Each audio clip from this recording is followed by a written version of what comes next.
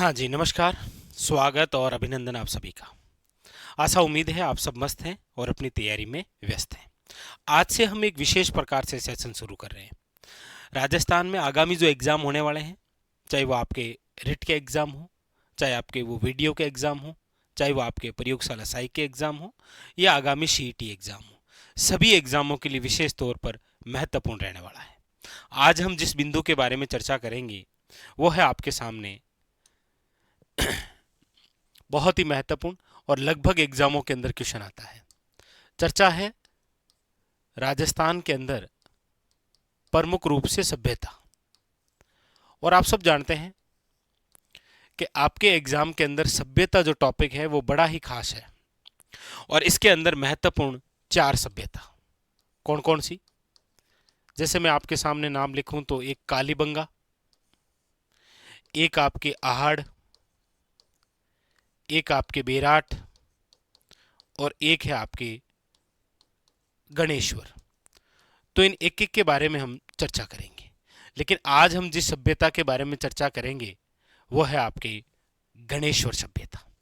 आइए देखते हैं इस गणेश्वर सभ्यता से अभी तक राजस्थान में जितने भी एग्जाम हुए उन सभी एग्जामों में कौन कौन से क्वेश्चन पूछे गए और नए और कौन से क्वेश्चन बन सकते हैं।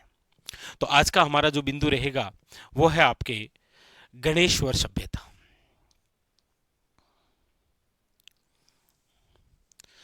देखिए, सबसे पहला क्वेश्चन, ये जो गणेश्वर सभ्यता है ये आपके कहां पर विकसित हुई? सबसे पहला क्वेश्चन भाई, जैसे आप पढ़ते हैं कालीबंगा जो है वो आपके हनुमानगढ़ जिले में विकसित हुई, आहड़ जो है वो आपके उदयपुर जिले के अंदर, बेराट जो है वो आपके जयपुर के अंदर। लेकिन वर्तमान के संदर्भ में यदि आप 41 जिलों के अकॉर्डिंग देखेंगे तो वो है कोटपूतली बहरोड के नाम से एक नया जिला। ठीक है। और गणेश्वर जो सभ्यता है ये आपके कहां पर विकसित हुई? तो आप कहेंगे सर गणेश्वर जो सभ्यता है ये विकसित है आपके नीम का थाना। और ये जो नीम का थाना है ये आपके कौन से जिले का भाग है? तो याद रखिएगा सीकर। तो पहला क्वेश्चन तो आपके यहां से बनेगा कि गणेश्वर सभ्यता निम्न में से विकसित हुई है सीकर जिला, या फिर स्थान आ जाएगा कौन सा? नीम का थाना। दूसरा क्वेश्चन आता है कि ये जो सभ्यता है ये कौन सी नदी के किनारे विकसित है? भाई जैसे आप पढ़ते हैं कि कालीबंगा जो है वो आपके घग्गर नदी के किनारे विकसित है, आहड़ जो है वो आयड नदी के किनारे विकसित है, बेराट जो है वो बाणगंगा नदी के किनारे विकसित है। तो ये जो गणेश्वर सभ्यता है ये कौन सी नदी के किनारे विकसित है? याद रखिएगा कांतली नदी के किनारे। कौन सी नदी के किनारे है? कांतली नदी के किनारे। अच्छा, अगली बात करते हैं कि ये जो गणेश्वर सभ्यता है इसकी जो खोज है वो किसने की थी? तो याद रखिएगा खोज करने वाला जो व्यक्ति है वो है आपके आरसी अग्रवाल। आरसी अग्रवाल यानी कि रतन चंद्र अग्रवाल। लेकिन आप सब जानते हैं कि गणेश्वर सभ्यता के अंदर यदि हम चर्चा करें उत्खनन की तो आप जरूर याद रखेंगे कि ये जो उत्खनन का कार्य है ये आरसी अग्रवाल ने विजय कुमार के साथ मिलकर व्यापक उत्खनन किया था। यानी कि उत्खनन में भी आरसी अग्रवाल साथ में थे, लेकिन आरसी अग्रवाल के अलावा और कौन साथ में थे? तो याद रखिएगा विजय कुमार। इन्होंने ये जो उत्खनन का कार्य है 1977 टू 78 आगे बढ़ाया। तो 4 बड़े महत्वपूर्ण क्वेश्चन हुए। गणेश्वर सभ्यता कहां पर विकसित हुई? सीकर जिले में नीम के थाना नामक स्थान पर। कौन सी नदी के किनारे है? कांतली नदी के किनारे। खोज किसके द्वारा है? आरसी अग्रवाल। और उत्खनन का जो कार्य है वो आरसी अग्रवाल ने किसके साथ मिलकर? विजय कुमार के साथ मिलकर, याद रखिएगा, व्यापक जो है वो उत्खनन किया था। ठीक है, वेरी वेरी इंपॉर्टेंट। अब हम चर्चा ये कर रहे हैं कि ये जो गणेश्वर सभ्यता है इसका समय क्या है? बहुत महत्वपूर्ण क्वेश्चन। तो याद रखिएगा ये जो गणेश्वर सभ्यता है इसके समय की हम बात करते हैं तो याद रखिएगा इसका जो समय है वो है आपके 2800 ईसा पूर्वी, बीसी, बिफोर क्राइस्ट। सीधा सीधा वन लाइनर क्वेश्चन आता है, गणेश्वर सभ्यता जो है इसका समय है 2800 ईसा पूर्वी। याद रखिएगा। अच्छा, पूछा जाता है अगला क्वेश्चन कि ये जो गणेश्वर सभ्यता है ये कौन से काल से संबंधित है? तो याद रखिएगा ये है आपके ताम्रपाषाण काल से संबंधित। किससे संबंधित है? ताम्रपाषाण काल से। तांबा भी है और याद रखिएगा पत्थर भी है, यानी कि कौन सा काल है? ताम्रपाषाण काल। इसीलिए आप पढ़ते हैं कि ये जो गणेश्वर सभ्यता है, इसी गणेश्वर सभ्यता को आप पढ़ते हैं ताम्रयुगीन सभ्यता की जननी। ताम्रयुगीन सभ्यता की जननी वो इसीलिए क्योंकि पूरी सिंधु घाटी सभ्यता के अंदर तांबा यदि कहीं से भेजा जाता था तो वो है गणेश्वर सभ्यता। याद रखिएगा।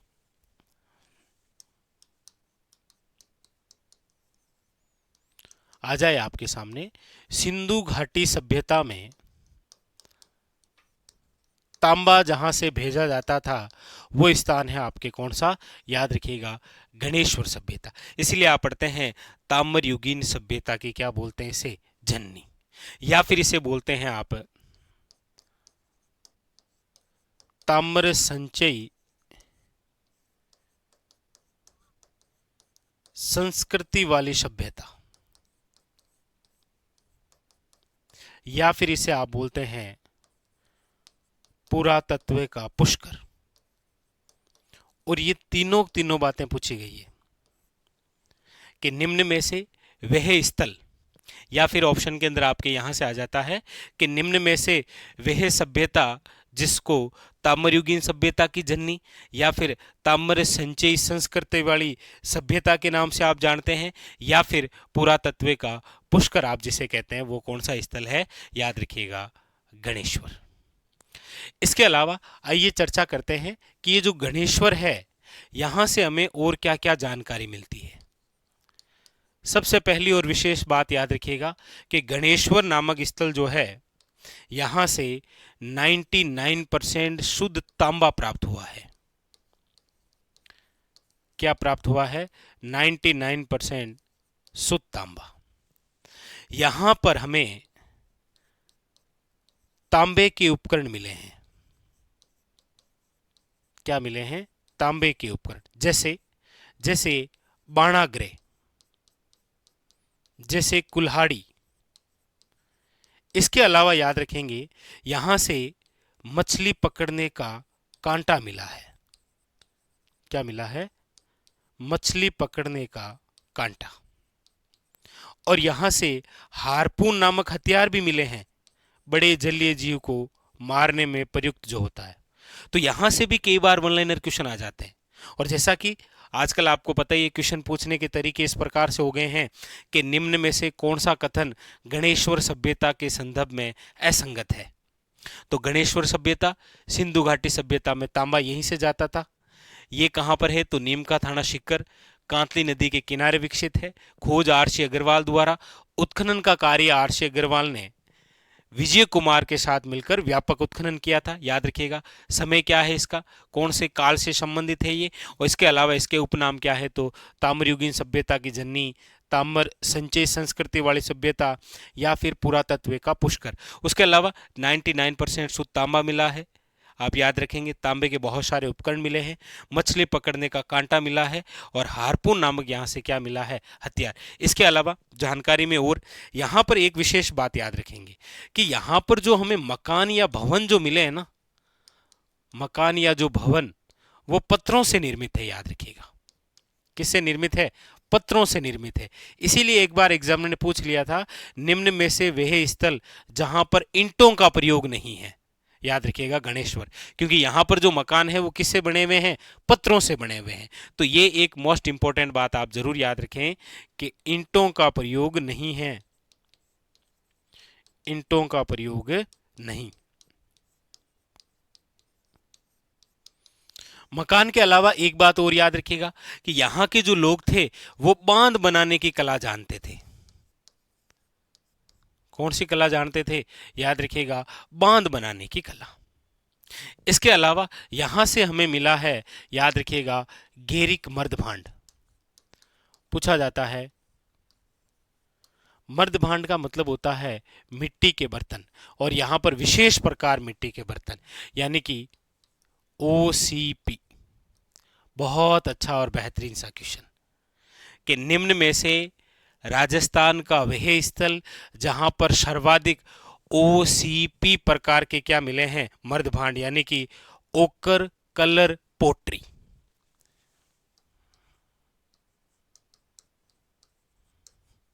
ओकर कलर पोट्री यानी कि किस प्रकार के मर्दभांड मिले हैं, याद रखिएगा गेरिक मर्दभांड, या फिर कई बार नाम आ जाता है इस प्रकार से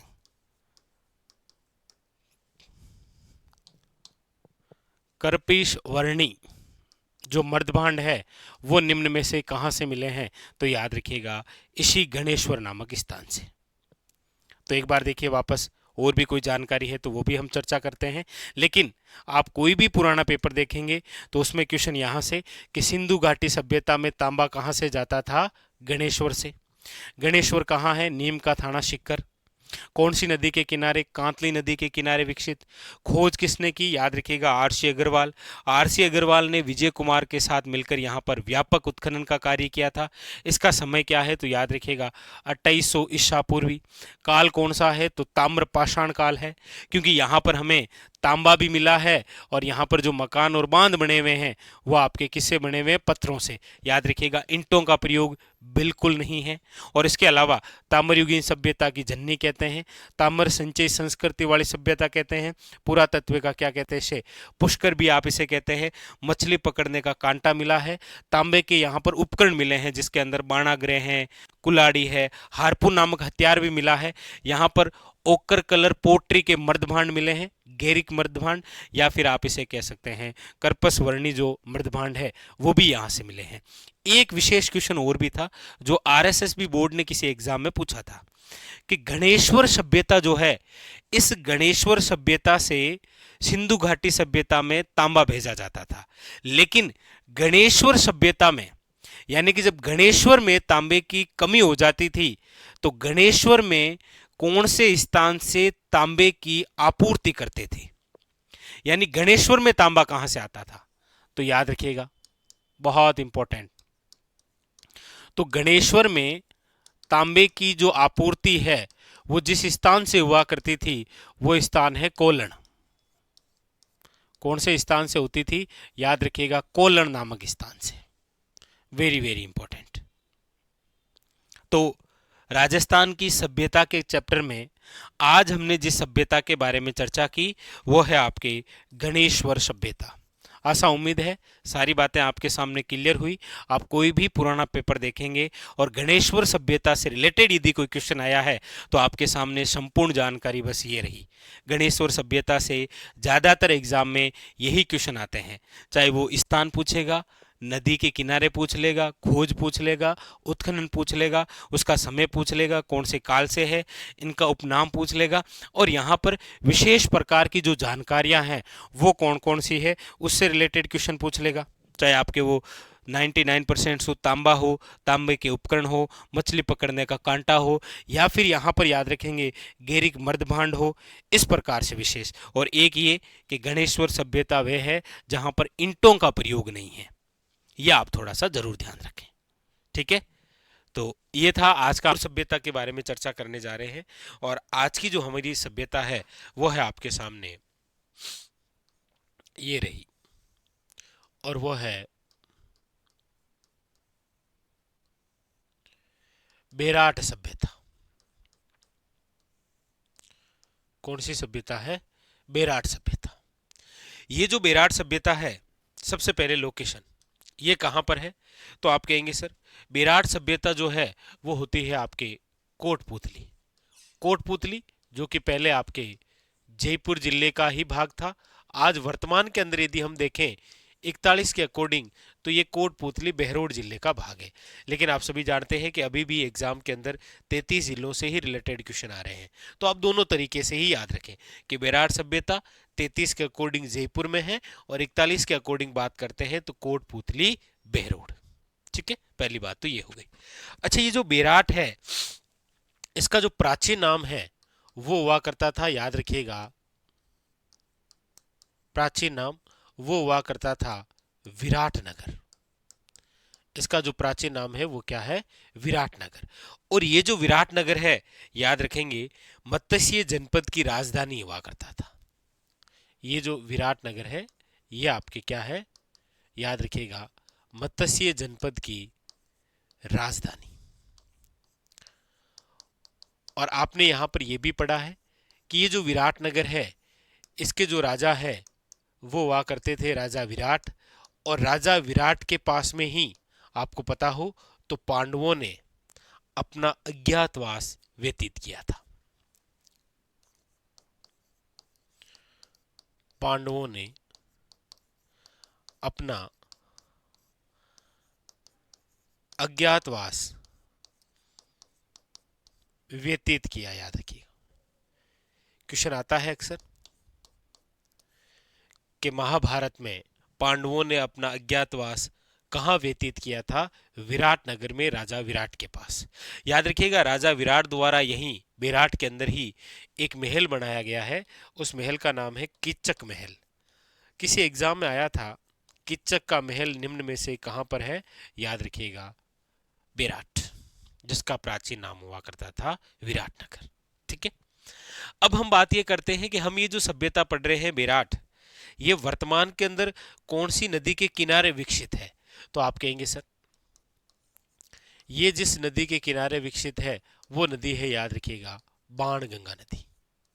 कौन सी नदी है? बाणगंगा नदी। ये बाणगंगा नदी जो है ये महाभारत कालीन नदी मानी जाती है, क्योंकि इस नदी का जब आप अन्य नाम पढ़ते हैं तो इसे आप पढ़ते हैं कि इसे कहते हैं अर्जुन की गंगा। अर्जुन की गंगा। वर्तमान के अंदर तो इसे आप कहते हैं रुंटित सरिता, या इसे आप कहते हैं, याद रखिएगा, खंडित नदी, क्योंकि अब ये खंडित सी हो गई है। ये भी आपके किसका नाम है? बाणगंगा नदी का। ठीक है, याद रखेंगे। तो विराट सभ्यता की लोकेशन, विराट सभ्यता जो है वो कौन सी नदी के किनारे विकसित?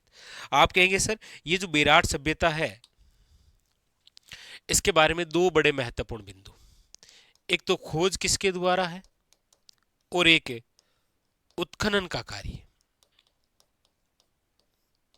उत्खनन कार्य, याद रखिएगा, विराट सभ्यता की खोज जो है वो की गई है दयाराम शाहनी द्वारा। किसके द्वारा है? दयाराम शाहनी द्वारा। और उत्खनन का कार्य जो है वो एक तो नाम मिलता है नील रतन बनर्जी और दूसरा नाम है कैलाश नाथ दीक्षित। याद रखेंगे, उत्खनन का कार्य कौन कौन है? नील रतन बनर्जी और कैलाश नाथ दीक्षित।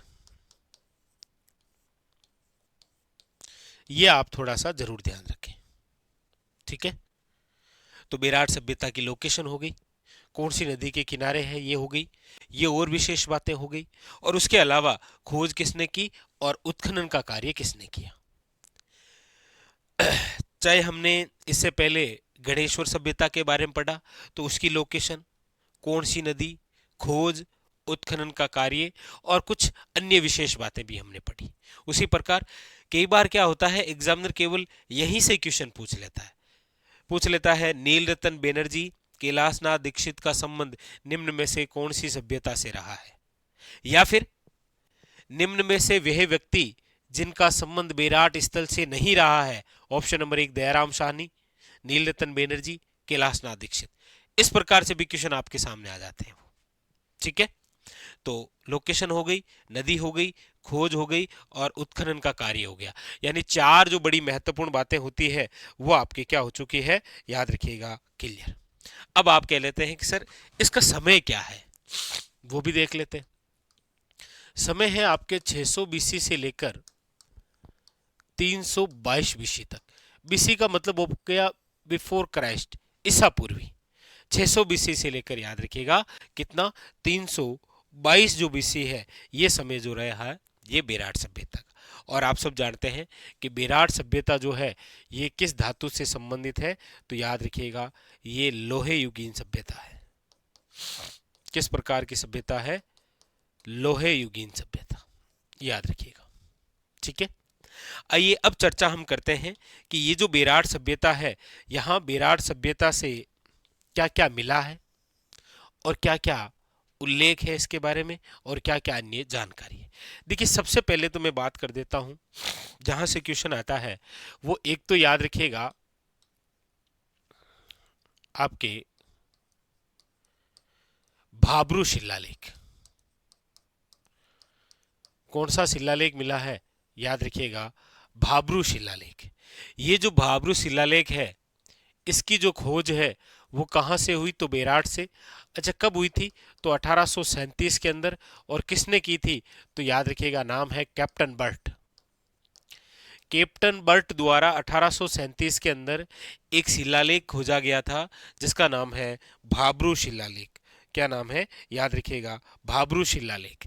ये जो भाब्रू शिलालेख है ये कहां पर? तो बेराट। लेकिन बेराट में कौन सी पहाड़ी पर?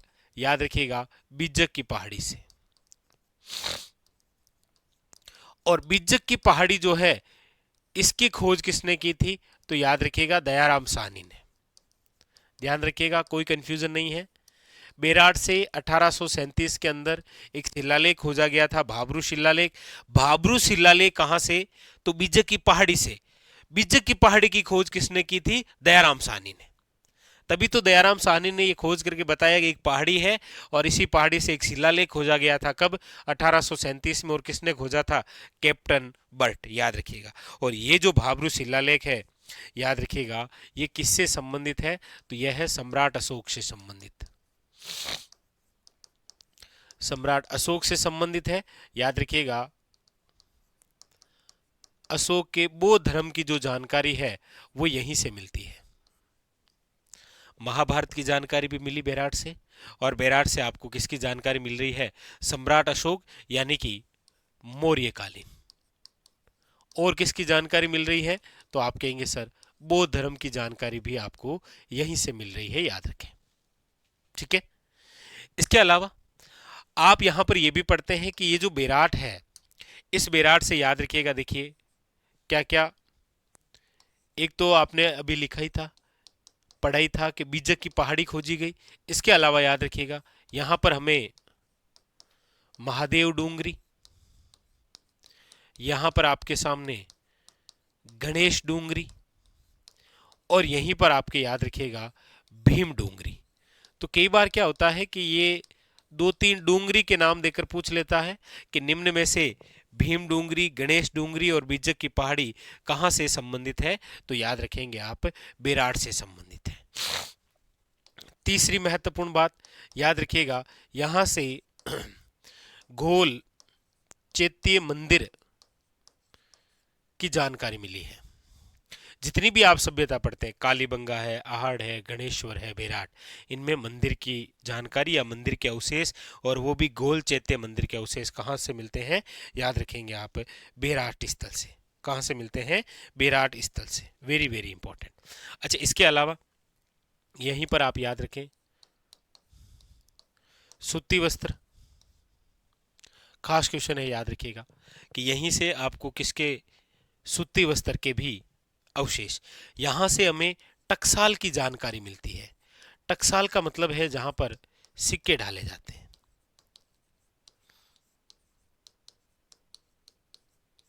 याद रखिएगा। और ये याद रखिएगा मुगल कालीन।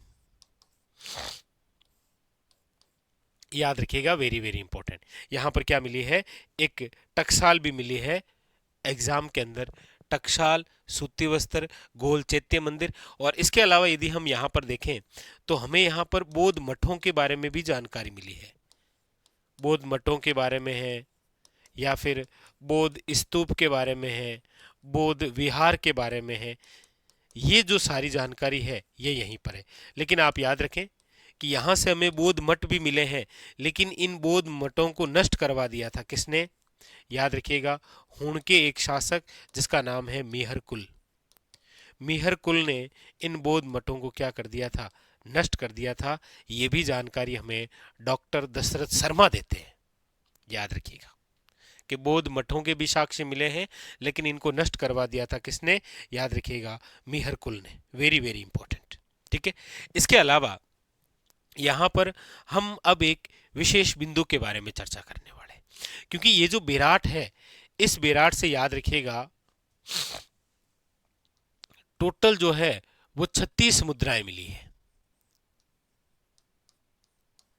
क्या मिली है? 36 मुद्राएं, याद रखिएगा। इस 36 मुद्राओं में से याद रखिएगा 8 जो मुद्राएं हैं ये तो आपके आहत या पंचमारक सिक्कों के रूप में है। क्या है? आहत या फिर पंचमार्क सिक्के हैं, याद रखेंगे। अब आप कहेंगे 36 में से 8 गए, पीछे कितने बचे? आप कहेंगे सर 28। ये जो 28 सिक्के हैं, याद रखिएगा, ये आपके सामने इंडो ग्रीक सिक्के हैं, जिन्हें आप हिंदी में कह सकते हैं हिंद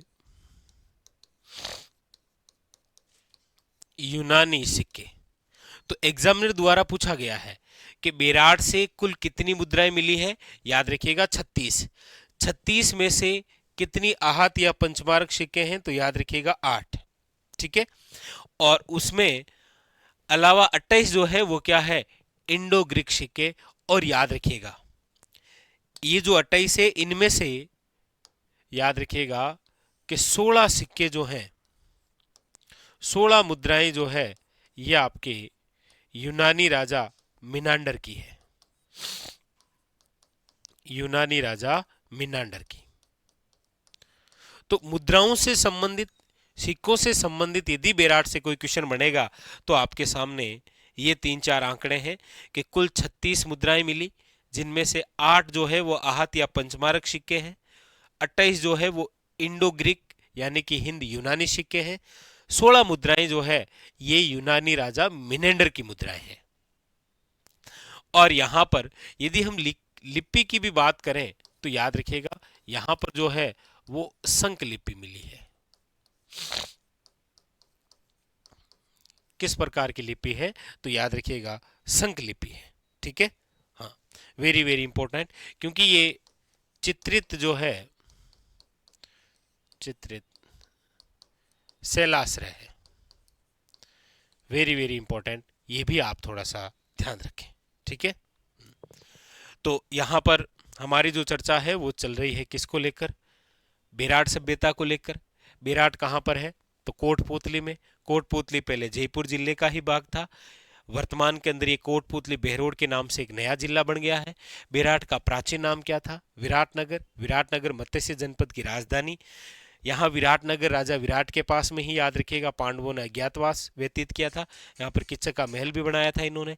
बाणगंगा नदी के किनारे है, लोहे युगीन सभ्यता है, दयाराम साहनी द्वारा खोज है, उत्खनन का कार्य है, भाबरू शिलालेख खोजा गया है, बीजक की पहाड़ी, महादेव डूंगरी, गणेश डूंगरी, भीम डूंगरी, गोल चैत्य मंदिर, सुत्ती वस्त्र, टकशाल, बौद्ध मठों के बारे में भी आपको यहाँ पर जानकारी देखने को मिलती है। और उसके अलावा मेनली यहाँ पर ये जरूर याद रखें, काफ़ी बार क्वेश्चन आता है मुद्राओं से संबंधित। टोटल 36 मुद्राएं, जिनमें से 8 जो है वो आहत या पंचमारक सिक्के हैं, उसके अलावा 28 इंडो ग्रीक यूनानी हिंद यूनानी सिक्के हैं, इनमें से 16 जो है वो यूनानी राजा मिनांडर की मुद्राएं हैं, जो कि सूती वस्त्र कपड़े में लिपटी हुई मिली थी, याद रखिए। और एक चित्रित शैलाश्रय, याद रखें, संकलिपि जैसी जानकारियां यहाँ पर मिलती है। यानी कि ये जो हमारी पूरी चर्चा हुई, ये हुई आपके किसको लेकर? बेराट सभ्यता को लेकर। बहुत ही इंपॉर्टेंट, बहुत ही महत्वपूर्ण, और वो है आपके राजस्थान के उत्तरी भाग का एक ऐसा स्थल जो कि एग्जाम के लिए बहुत खास है, और वो है कालीबंगा। लगभग एग्जामों के अंदर आप देखेंगे कि सभ्यताओं से रिलेटेड यदि क्वेश्चन आता है तो कालीबंगा एक बहुत ही महत्वपूर्ण स्थल है। आइए सारी जानकारी लेते हैं कालीबंगा के बारे में। देखिए, ये जो कालीबंगा स्थल है, आपसे पूछा जाए वन लाइनर कि कालीबंगा जो स्थल है वो हमारे राजस्थान के कौन से जिले में है? तो याद रखिएगा हनुमानगढ़ में। कालीबंगा स्थल जो है, इसकी लोकेशन आपको पूछा जाए तो याद रखिएगा जिला है आपके हनुमानगढ़। दूसरी बात, ये जो कालीबंगा है, याद रखेंगे आप, ये कौन सी नदी के किनारे विकसित है? तो आप कहेंगे सर प्राचीन सरस्वती या वर्तमान के संदर्भ में आप इसे कहते हैं वो है आपकी घग्गर नदी। इस नदी के किनारे ये सभ्यता क्या हुई है, विकसित। वैसे आप सब जानते हैं कि हनुमानगढ़ की यदि हम बात कर रहे हैं तो फिर हनुमानगढ़ जिले के अंदर जो 3 सभ्यताएं हैं कौन कौन सी, कालीबंगा, पीलीबंगा और ये जो रंगमहल है, ये तीनों सभ्यताएं आपके हनुमानगढ़ जिले के अंदर घग्गर नदी के किनारे ही विकसित हुई है। ठीक है, तो कालीबंगा हनुमानगढ़ के अंदर है और ये प्राचीन सरस्वती या फिर घग्गर नदी के जो किनारे है विकसित हुई है। ठीक है, अगली बात, ये जो कालीबंगा है ये आपके सिंधी भाषा का शब्द है जिसका अर्थ एक बार एग्जाम ने पूछ लिया कि कालीबंगा का अर्थ क्या होता है, तो याद रखिएगा कालीबंगा का अर्थ होता है काली चूड़ियां या फिर काले रंग की चूड़ियां, एक ही बात है, याद रखेंगे आप, काली चूड़ियां, वेरी वेरी इंपॉर्टेंट। ठीक है, अगली बात कि ये जो कालीबंगा स्थल है याद रखिएगा सिंधु घाटी सभ्यता का ही स्थल है, सिंधु घाटी सभ्यता का स्थल है, याद रखिएगा सिंधु घाटी सभ्यता का ही एक स्थल है, कौन सा, कालीबंगा। इसीलिए आप पढ़ते हैं कि ये जो कालीबंगा है ये आपके किस धातु से संबंधित है, तो याद रखिएगा ये एक कांस्य युगीन सभ्यता है, कांस्य युगीन सभ्यता। क्योंकि आप सब जानते हैं कि मानव द्वारा सर्वप्रथम जिस धातु का प्रयोग किया गया है वो धातु है आपके तांबा, और मानव ने तांबा के अंदर क्या मिलाया, टिन, और एक नई धातु विकसित हुई जिसका नाम क्या है, कांस्य। तांबा प्लस टिन क्या बनी, याद रखिएगा कांस्य, यानी कि कांसा। तो कालीबंगा जो है वो किस प्रकार की धातु से संबंधित सभ्यता है, तो याद रखिएगा कांस्य युगीन सभ्यता है। ठीक है भाई, जैसे आप पढ़ते हैं गणेश्वर किस धातु से संबंधित है, तो आप कहते हैं सर तांबे से, ताम्रयुगीन सभ्यता है। ठीक है, उसी प्रकार याद रखेंगे ये कांस्ययुगीन सभ्यता है। अब जो हम चर्चा करते हैं वो ये है कि ये जो कालीबंगा है, इस कालीबंगा के बारे में देखिए, एक तो क्वेश्चन होता है सर्वप्रथम जानकारी, कि कालीबंगा के बारे में सर्वप्रथम जानकारी देने वाले विद्वान कौन थे, तो याद रखिएगा कालीबंगा के बारे में सर्वप्रथम जानकारी देने वाले जो व्यक्ति हैं वो है आपके एल.पी. टेशिटोरी। कौन थे, याद रखिएगा एल.पी. टेशिटोरी। एल.पी. टेशिटोरी का पूरा नाम है लुइस पियो टेशिटोरी। ये इटली के उदीने शहर के रहने वाले थे। कहां के रहने वाले थे, इटली के उदीने शहर के रहने वाले थे, और हमारे यहाँ राजस्थान के अंदर महाराजा गंगा सिंह के समय आए थे। इसलिए आप पढ़ते भी हैं कि इनका जो स्मारक बना हुआ है वो बीकानेर के अंदर है। तो इन्होंने सर्वप्रथम जानकारी दी। लेकिन याद रखेंगे पूछा जाए कालीबंगा की खोज, तो याद रखिएगा कालीबंगा की जो खोज है वो की गई है आपके किसके द्वारा, तो याद रखिएगा अमलानंद घोष द्वारा, 1952। कालीबंगा सभ्यता की खोज किसने की थी, अमलानंद घोष ने 1952 के अंदर। अगला महत्वपूर्ण बिंदु आता है उत्खनन से संबंधित, याद रखेंगे आप कि कालीबंगा जो सभ्यता है इसका जो उत्खनन है, एक तो आता है कि इनका उत्खनन कितने स्तरों में हुआ है, कितने स्तर में हुआ है, तो याद रखिएगा कालीबंगा सभ्यता का उत्खनन जो है वो 5 स्तरों वे 3 काल में हुआ है, याद रखेंगे 5 स्तर और 3 काल में हुआ है। अच्छा, उत्खनन करता कौन कौन थे, तो देखिए इसमें आप नाम याद रखेंगे। एक तो याद रखेंगे देखिए बीबी लाल, एक नाम, दूसरा नाम बीके थापर,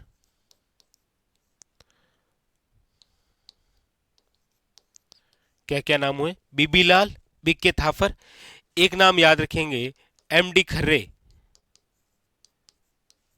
और एक नाम आप याद रखेंगे एसपी जैन। क्योंकि एग्जामिनर क्वेश्चन पूछेगा कि निम्न में से वह व्यक्ति जिनका संबंध कालीबंगा के उत्खनन से नहीं रहा है, तो बहुत ही महत्वपूर्ण बिंदु यहां से बनने वाला है, आप ये याद रखें। ठीक है, कि उत्खनन का कार्य 5 स्तर और 3 काल में हुआ है, और करने वाले कौन कौन थे, तो देखिए बीबी लाल है, बीके थापर है, एमडी खर्रे है और एसपी जैन है। ये 4 नाम जरूर याद रखें। अच्छा, उत्खनन याद रखेंगे। एक बार विभाग का नाम भी पूछ लिया गया, तो याद रखिएगा भारतीय पुरातत्व सर्वेक्षण, याद रखिएगा नई दिल्ली, नई दिल्ली। तो ये तो कालीबंगा के उत्खनन के बारे में आप जरूर याद रखेंगे। सामान्य तौर पर जो जो क्वेश्चन बन सकते हैं उनमें आपके सामने कि कालीबंगा राजस्थान के कौन से जिले में विकसित है, तो याद रखेंगे आप हनुमानगढ़ में। कौन सी नदी के किनारे है, तो प्राचीन सरस्वती या फिर घग्गर नदी। अच्छा, इसका अर्थ क्या है, तो याद रखेंगे कालीबंगा का अर्थ है काली चूड़ियां। सिंधु घाटी सभ्यता का ही एक स्थल है ये। अच्छा, किस धातु से संबंधित है, कांसा, याद रखेंगे काश्युगीन सभ्यता है। सर्वप्रथम जानकारी किसने दी थी कालीबंगा के बारे में, एलपी टेसीटोरी ने। लेकिन खोज, अच्छा कई बार क्या आता है कि कालीबंगा की खोज किसने की, ये क्वेश्चन ना आकर आपको पूछ लेता है कि कालीबंगा को प्रकाश में लाने का श्रेय किसे दिया जाता है, प्रकाश में लाने का श्रेय। तो कालीबंगा को प्रकाश में लाने का श्रेय, और ये क्वेश्चन आरएसएस बोर्ड ने ही किसी एग्जाम में पूछा था, तो खोज ना पूछ के प्रकाश में लाने का श्रेय पूछ लिया। वही है कौन, अमलानंद घोष। और उसके बाद में ये उत्खनन की 3-4 बातें जरूर याद रखें। एक तो उत्खनन कार्य 5 स्तरों में हुआ है, कौन कौन थे, बीबी लाल थे, बीके थापर थे, एमडी खर्रे थे, एसपी जैन थे, और एक ये थोड़ा सा विभाग याद रखें। ठीक है, अब हम ये चर्चा करते हैं कि ये जो कालीबंगा स्थल हम पढ़ रहे हैं, ये तो इसकी सामान्य जानकारी हो गई। अब कालीबंगा के अंदर हमें क्या क्या मिला है, तो देखिए कालीबंगा से प्राप्त जानकारी या फिर किस प्रकार के साक्ष्य, उनके बारे में। लेकिन सबसे पहले जानकारी और साक्ष्यों में उन महत्वपूर्ण तत्वों को लिखने वाला हूं, तथ्य को, महत्वपूर्ण तथ्य को, जो एग्जाम में एग्जामिनर द्वारा बार बार पूछे गए हैं। जैसे सबसे ज्यादा पूछा जाने वाला क्वेश्चन ये रहा कि ये जो कालीबंगा सभ्यता है, याद रखेंगे यहां से आपको दोहरे जूते हुए खेत के साक्ष्य मिले, दोहरे जूते हुए खेत के साक्षी। नंबर 2, यहां पर याद रखिएगा इस स्थल के चारों ओर परकोटा, चारों ओर क्या है, परकोटा या फिर किल्लेबंदी, याद रखिएगा, या फिर प्राचीन परशिवर, याद रखेंगे। कालीबंगा एक ऐसा स्थल है जिसके चारों ओर क्या है, परकोटा है, किल्लेबंदी। तो किल्लेबंदी से ही क्वेश्चन आता है कि राजस्थान में सर्वप्रथम दुर्गों की साक्ष्य, दुर्गों या फिर किले की जानकारी जहां से मिलती है वो स्थल है आपके कौन सा, याद रखिएगा कालीबंगा। कालीबंगा से याद रखिएगा सर्वप्रथम भूकंप के साक्ष्य, भूकंप की जानकारी भी यहीं से मिलती है। अच्छा, इसके अलावा यहां पर याद रखेंगे लकड़ी से निर्मित क्या मिली है, याद रखिएगा एक स्पेशल नाली मिली है। यहां पर जो मकान बने हुए हैं वो याद रखिएगा कच्ची ईंटों से निर्मित है। किससे निर्मित है, कच्ची ईंटों से, याद रखेंगे कच्ची ईंटों से। और ये जो ईंटें हैं ये सूर्य की रोशनी में पकाते थे, इसीलिए इसे आप बोलते हैं सूर्य तापी ईंटें, जिनका आकार 30 × 15 × 7.5 सेमी हुआ करती थी, याद रखेंगे। ठीक है, तो मकान कच्ची ईंटों से थे, लेकिन नालियां जो है वो याद रखिएगा किससे बनी हुई थी, लकड़ी से निर्मित भी थी, यहां से मिली है, और पक्की ईंटों से भी निर्मित मिली है, याद रखेंगे आप। ठीक है, वेरी वेरी इंपॉर्टेंट, ये भी एक अच्छा क्वेश्चन है। अच्छा, यहां से हमें मर्दभांड भी मिले हैं, लेकिन याद रखें आप यहां पर जो मर्दभांड मिले हैं ना, वो लाल धरातल पर, मर्दभांड का तो मतलब समझ गए ना, मिट्टी के बर्तन। लेकिन ये जो मिट्टी के बर्तन मिले हैं, याद रखिएगा, लाल धरातल पर काले रंगों की सुंदर ज्यामिति आकृति, लाल धरातल पर काले रंग की सुंदर ज्यामिति आकृति, ये भी यहीं से मिला है, आप याद रखें।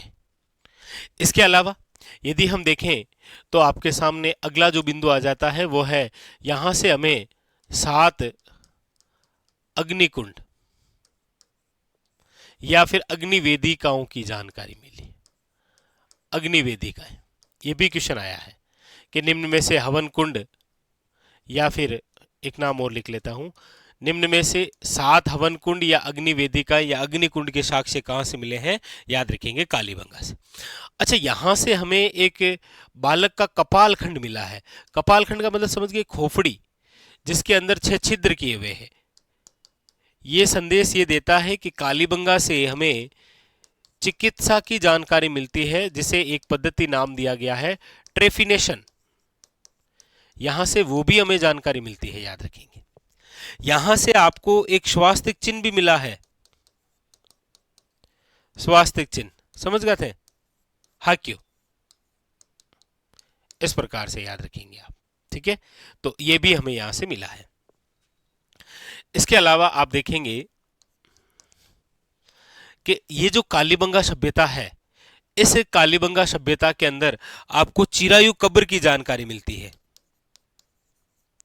चिरायु कब्र याद रखेंगे, यानी कि अंडाकार कब्र के साथ में आयताकार कब्र, याद रखेंगे क्या है, चिरायु कब्र की भी यहां से हमें जानकारी मिलती है प्रमुख रूप से, ये भी आप देखें।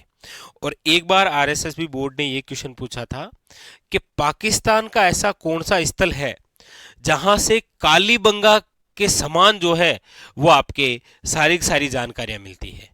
तो एक शब्द याद रखिएगा, एक नाम याद रखिएगा, वो है कोट दीजी। ध्यान दीजिएगा, कोट दीजी पाकिस्तान का एक ऐसा स्थल है जहां पर कालीबंगा के समान साक्ष्य और जानकारी का उल्लेख मिलता है। ये क्वेश्चन पूछा गया। इसके अलावा ये जो कालीबंगा स्थल है, याद रखिएगा, इसी कालीबंगा सभ्यता को सिंधु घाटी या फिर हड़प्पा सभ्यता की तीसरी राजधानी कहा गया है।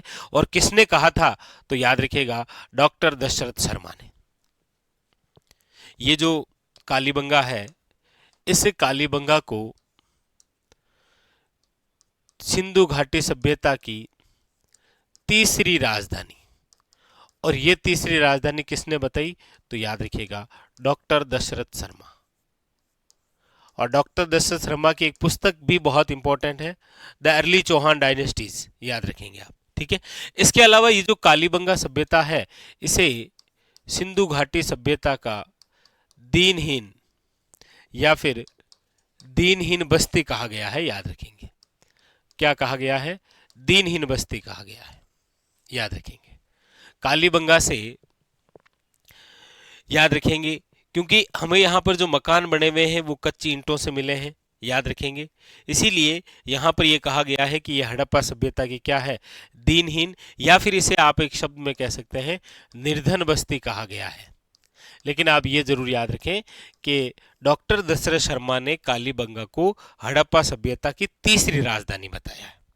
इसके अलावा कालीबंगा जो है वो याद रखिएगा प्रसाधन सौंदर्य प्रेमी सभ्यता है, प्रसाधन सौंदर्य प्रेमी सभ्यता, क्योंकि यहां से हमें पाउडर वगैरह, दर्पण वगैरह, इस प्रकार से, दर्पण यानी कांच, इस प्रकार के साक्ष्य भी मिले हैं, ठीक है। तो ये सारी वो जानकारियां थी जो आपके कालीबंगा से संबंधित अभी एग्जामिनर ने जितने भी एग्जाम हुए हैं उन सब के अंदर पूछ रखा है। जैसे दोहरे जुते हुए खेत के साक्ष्य पूछ रखा है, याद रखिएगा, वेरी वेरी इंपॉर्टेंट। और ये कौन सी दिशा से मिले थे, तो दक्षिण पूर्वी दिशा से, ये भी आप याद रख लीजिए, ये भी पूछा गया था। तो दोहरे जोते हुए खेत के साक्ष्य, चारों ओर परकोटा किल्लेबंदी, सर्वे प्रथम दुर्ग और किलों की जानकारी, भूकंप के साक्ष्य, लकड़ी से निर्मित नाली है, मकान कच्ची ईंटों से निर्मित है, इन ईंटों को सूर्य की रोशनी में पकाते थे, यहाँ से मर्दभांड भी है, यानी लाल धरातल पर काले रंग की सुंदर ज्यामिति जो है वो आकृति बनाई गई है, याद रखिएगा, ये भी एग्जाम के अंदर पूछता है। 7 अग्निकुंड अग्निवेदिकाएं मिली है, कपाल खंड मिला है 6 छिद्र किए हुए, स्वास्तिक चिन्ह मिला है, चिरायु कब्रें हैं, तीसरी राजधानी है, दीन इन बस्ती है, प्रसादन सौंदर्य प्रेमी है, और याद रखिएगा पाकिस्तान का वह स्थल जहां से कालीबंगा के समान जानकारी और उल्लेख है वह है कोट दीजी, ये जरूर याद रखिएगा, ये भी एग्जाम ने पूछ रखा है।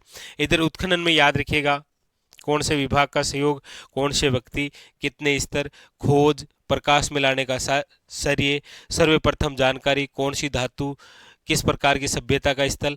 अच्छा एक बात यहां पर और भी रखें, यहां पर जो सड़कें हैं ना, सड़कें समकोण पर काटती है ना, समकोण पर काटती हुई सड़कों का उल्लेख भी यहीं से मिलता है, ठीक है, याद रखेंगे आप। तो ये सारी जो जानकारी है वो थी आपके कालीबंगा से संबंधित। और अभी तक जिन जिन सभ्यताओं के बारे में हमारी चर्चा हुई है उनमें देखिए सबसे पहले हमने जिस सभ्यता को पढ़ा था वो सभ्यता है आपके गणेश्वर। कौन सी सभ्यता पढ़ी? गणेश्वर। गणेश्वर के बाद में अगली जो सभ्यता है वो हमने पढ़ी थी आपके, वो होती है बेराट।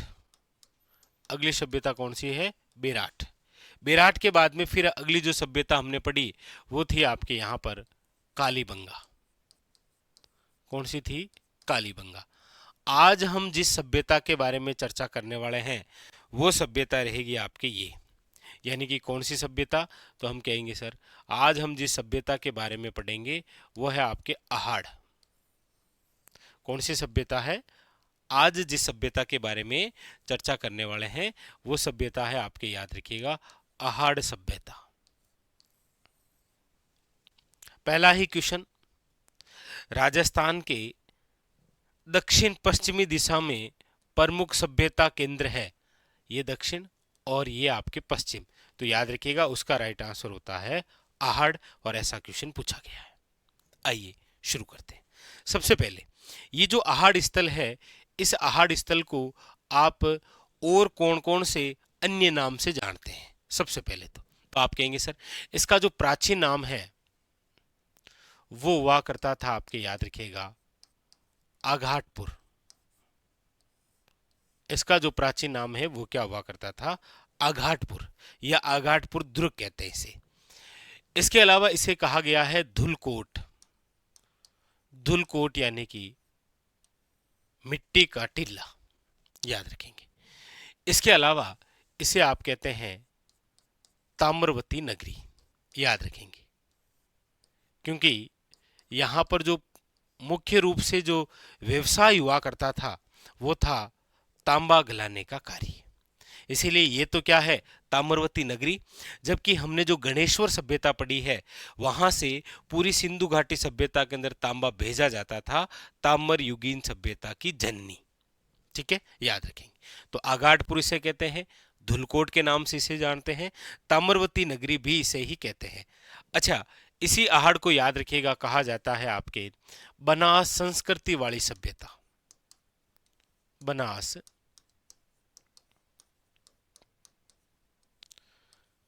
संस्कृति वाली सभ्यता। बनास संस्कृति वाली सभ्यता। बनास संस्कृति वाली सभ्यता क्यों कहते हैं? क्योंकि आहाड़ स्थल जो है, आप स्वयं पढ़ते हैं कि आहाड़ स्थल जो है वो आयड़ नदी के किनारे है।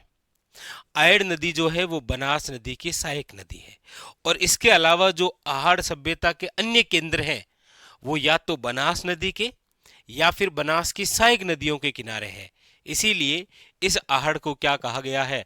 याद रखिएगा, बनास संस्कृति वाली सभ्यता। बहुत ही इंपॉर्टेंट, और काफी बार एग्जाम के अंदर ये क्वेश्चन आया भी है, पूछा भी गया है कि निम्न में से बनास संस्कृति वाली सभ्यता के नाम से निम्न में से किसे जाना जाता है? तो याद रखेंगे आहाड़। क्लियर हुआ? आगाटपुर, धुलकोट, ताम्रवती नगरी या बनास संस्कृति वाली सभ्यता, ये तो हुए इसके क्या अन्य नाम, प्राचीन नाम, स्थानीय नाम। चर्चा करते हैं ये जो आहड़ है इसकी लोकेशन क्या है। तो याद रखिएगा आहड़ जिस जिले में विकसित है वो जिला है आपके कौन सा, याद रखिएगा उदयपुर। अगला क्वेश्चन, ये जो आहड़ है ये कौन सी नदी के किनारे है, तो याद रखिएगा आयड़। और आयड़ नदी का ही दूसरा नाम क्या होता है, याद रखिएगा बेड़च। आयड़ या फिर बेड़च। और आयड़ या ये जो बेड़च है ये निम्न में से किसकी सहायक है, तो याद रखिएगा बनास की सहायक है। बनास की सहायक नदी है कौन सी, आयड़ या बेड़च, जिसके किनारे याद रखिएगा उदयपुर जिले में एक सभ्यता विकसित हुई जिसका नाम क्या है, याद रखिएगा आहड़। क्या नाम है, वेरी वेरी इंपॉर्टेंट, याद रखिएगा आहड़। अब देखिए अगली बात, ये जो आहड़ सभ्यता है इसका समय क्या है, तो याद रखिएगा 1900 बीसी से लेकर 1200 बीसी जो है वो इसका समय रहा। बीसी का मतलब है बिफोर क्राइस्ट, ईसा पूर्वी। ठीक है, तो कई बार समय भी पूछ लेता है, नदी का नाम पूछ लेता है, और इसके अलावा आप ये भी याद रखें कि पूछने में आपको लोकेशन और उसके अलावा ये प्राचीन अन्य या फिर स्थानीय नाम या फिर उपनाम जैसे ताम्रवती नगरी, ये तो वे सामान्य से क्वेश्चन। अब अगली बात यह है कि ये जो आहड़ है, ये जो आहड़ है, इस आहड़ सभ्यता स्थल की खोज, तो याद रखिएगा आहड़ स्थल की जो खोज है वो 1953 के अंदर आपके किसने की थी, तो याद रखिएगा अक्षय कीर्ति व्यास ने। अक्षय कीर्ति व्यास द्वारा याद रखिएगा निम्न में से किस स्थल की खोज की गई थी, आहड़ स्थल की खोज की गई थी। अच्छा, ये जो आहड़ है इस आहड़ नामक स्थल के उत्खनन का कार्य, उत्खनन का कार्य जैसा कि हमने पढ़ा था कि कालीबंगा का जो उत्खनन है वो 5 स्तरों में हुआ है, उसी प्रकार आहड़ सभ्यता में जो उत्खनन का कार्य है वो 3 स्तर में हुआ है, याद रखेंगे आप। अच्छा, इसमें भी 2 प्रकार की बातें होती है। देखिए, एक तो उत्खनन का कार्य सर्वप्रथम किसने किया था, तो याद रखिएगा ऐसा पूछ लिया जाए तो वैसे तो जो खोज करता है उसका नाम तो अक्षय कीर्ति व्यास है, लेकिन याद रखेंगे इसमें एक तो नाम मिलता है हमें रतन चंद्र अग्रवाल।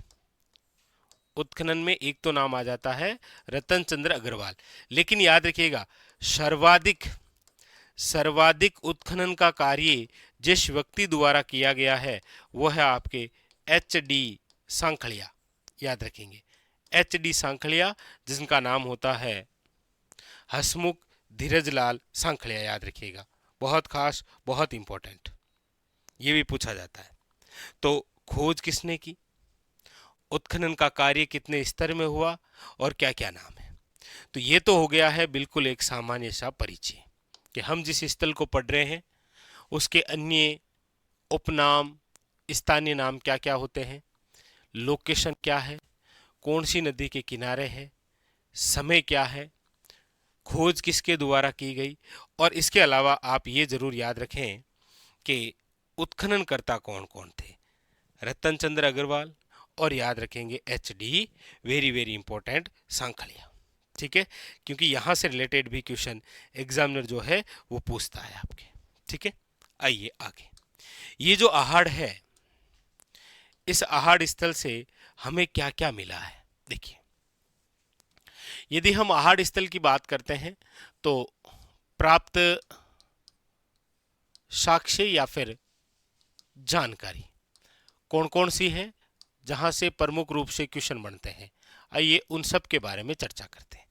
देखिए, सबसे पहले तो ये जो आहड़ है ये एक, याद रखिएगा, ग्रामीण सभ्यता है।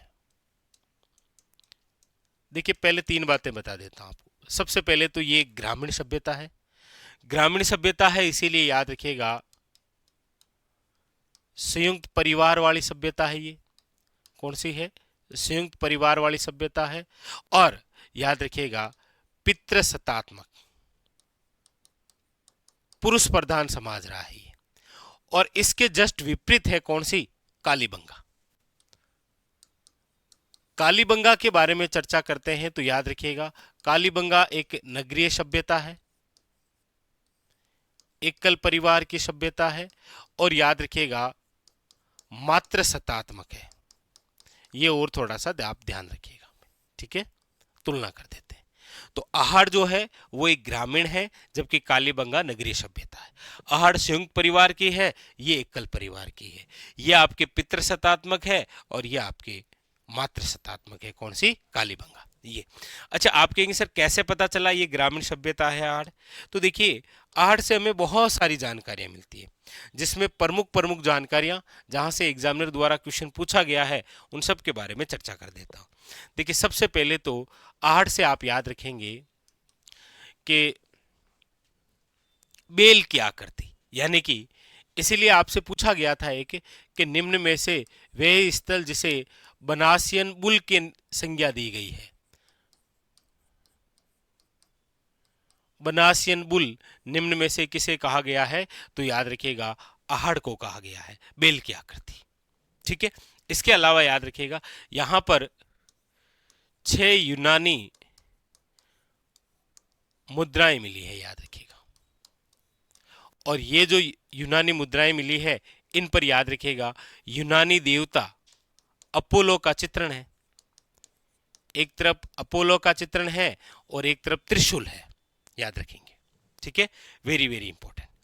अच्छा, आहड़ के अंदर जो मुख्य व्यवसाय हुआ करता था, पूछा जाए कि निम्न में से यहां का मुख्य व्यवसाय क्या था, तो याद रखिएगा मुख्य व्यवसाय हुआ करता था तांबा गलाने का कार्य। तांबा गलाने का कार्य यहां पर याद रखिएगा मुख्य व्यवसाय के रूप में था, वेरी वेरी इंपॉर्टेंट।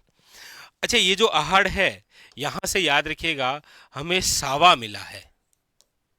सावा मतलब याद रखिएगा मेल उतारने वाला भाटो है वो, ठीक है, मेल उतारने वाला भाटा है ये, जिसे आपने क्या नाम दिया है? सावा। अच्छा, इसके अलावा यहां से हमें याद रखिएगा लकड़ी के ठप्पे और सांचे मिले हैं, याद रखिएगा लकड़ी के ठप्पे वे सांचे, जिसका प्रयोग होता था रंगई छप्पई में, याद रखेंगे, जिसका प्रयोग किस में किया करते थे? रंगई और छप्पई के अंदर इसका प्रयोग किया करते थे। अच्छा, इसके अलावा हमें यहां पर अनाज रखने के गोरे वे कोठे मिले हैं,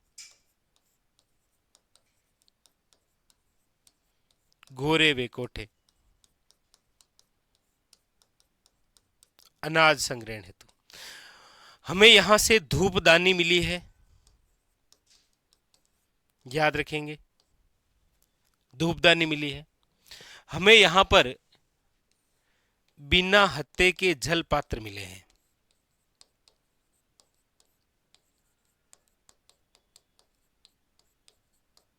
बिना हत्ते के जल पात्र। तो देखिए, सावा, लकड़ी के ठप्पे सांचे, गोरे कोठे, धूपदानी, बिना हत्ते के जल पात्र, मुख्य व्यवसाय तांबा, 6 यूनानी मुद्राएं, यूनानी देवता अपोला और यहाँ पर बेल आकृति यानी कि बनासियन बुल। तो इस प्रकार से संपूर्ण जो जानकारी है वो आपको यहाँ पर देखने को मिलती है कि आहड़ जो स्थल रहा है ये एक ग्रामीण सभ्यता का है, संयुक्त परिवार का है और पितृसत्तात्मक रहा है। यह आप ध्यान रखेंगे, बहुत ज्यादा इंपॉर्टेंट, याद रखिएगा, ठीक है। जिसमें बनासियर बुल क्वेश्चन आया है, 6 यूनानी मुद्राएं, देवता अपोलो का चित्रण और सिक्के के दूसरे तरफ किसका था? त्रिशूल का, ठीक है। मुख्य व्यवसाय तांबा गलाने का कार्य था। शावा है, यहाँ लकड़ी के ठप्पे सांचे मिले हैं, गोरे कोठे मिले हैं, धूपदानी मिली है और बिना हत्ते के, याद रखिएगा क्या मिला है? बिना हत्ते का, याद रखिएगा, वेरी वेरी इंपॉर्टेंट, आपके सामने जल पात्र मिला है। अब एक और इंपॉर्टेंट क्वेश्चन आता है, वो आता है वेरी वेरी इंपॉर्टेंट कि आहड़ सभ्यता के अन्य और कौन से केंद्र हैं? आहड़ सभ्यता के अन्य केंद्र, आहड़ सभ्यता के केंद्र कौन कौन से? वहां से, यहां से रिलेटेड काफी बार क्वेश्चन आया है। तो देखिए, आहड़ सभ्यता के जो केंद्र हैं उसमें एक तो आप नाम लिखेंगे बालाथल।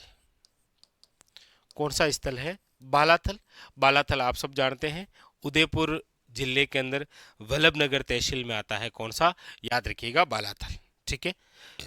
दूसरा है वो है आपके गिलुंड। गिलुंड राजसमंद आप सब जानते हैं, गिलुंड स्थल। नंबर तीसरा जो है वो है आपके ओजियाना, ओजियाना स्थल, याद रखिएगा। नंबर 4 है वो है लाछुरा, लाछुरा नामक स्थल जो है वो भी इसी का केंद्र है। और नंबर 5 याद रखिएगा धूली मगरा, ये भी क्वेश्चन काफी बार आया है। निम्न में से कौन सा आहड़ सभ्यता का केंद्र नहीं है? तो उसमें आप याद रखेंगे ये 5 नाम, बालाथल है, गिलुंड है, ओजियाना है, लाछुरा है और याद रखिएगा धूली मंगरा है। तो ये सारे के सारे जो है ये आपके आहड़ सभ्यता के क्या रहे हैं? केंद्रों के रूप में रहे हैं। तो आहड़ सभ्यता से रिलेटेड आपने, ये तो आपके सामान्य चर्चा हो गई कि इसका अन्य नाम क्या है, इसका उपनाम क्या है, इसका स्थानीय नाम क्या है, और यहाँ तक कि याद रखिएगा इम्पोर्टेंट बात, ये कौन से जिले में कौन सी नदी के किनारे विकसित है, इसका समय क्या है और इसकी खोज उत्खनन का कार्य। अच्छा, समय के अकॉर्डिंग आप याद रखें कि आहड़ जो है ये एक के ताम्रपाषाण काल का केंद्र है, ठीक है, ताम्रपाषाण काल, ठीक है। और उसके बाद में फिर यहाँ पर 3 स्तर याद रखेंगे, उत्खनन कार्य कितने स्तर में हुआ? 3 स्तर में। और इसी आहड़ के बारे में आप पढ़ते हैं कि मेवाड़ के जो शासक है उनका शाही शमशान घाट रहा है ये, इसीलिए इसे आहड़ को कहते हैं आप महासतियों का टीला, याद रखिएगा। क्या कहते हैं? महासतियों का टीला।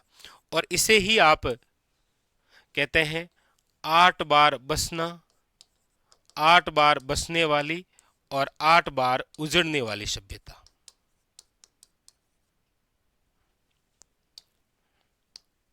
याद रखिएगा,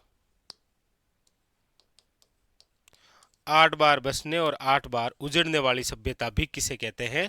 आहड़ को कहते हैं। इसके अलावा प्राप्त साक्ष्य कौन कौन से हैं और ये सारी जानकारी और आहड़ के केंद्र क्या क्या रहे हैं, ठीक है, बालाथर, गिलुंड, ओजियाना, लाछुरा और धूलीमंगरा, ठीक है। तो ये था आज का हमारा सेशन, और आज के इस सेशन के साथ ही जो जो महत्वपूर्ण सभ्यताएं हैं उन सब के बारे में हमने चर्चा की, और वो सारे फैक्ट जो पुराने एग्जामों के अंदर पूछे गए हैं उन सब को लेकर भी हमारी चर्चा हुई। मिलते हैं इसी प्रकार एक और बेहतरीन सेशन के साथ। आप स्क्रीनशॉट ले लीजिएगा, लेकिन कोशिश करिए कि रिवीजन के तौर पर आप इनको फटाफट याद करें। मिलते हैं इसी प्रकार एक और बेहतरीन सेशन के साथ, तब तक के लिए धन्यवाद।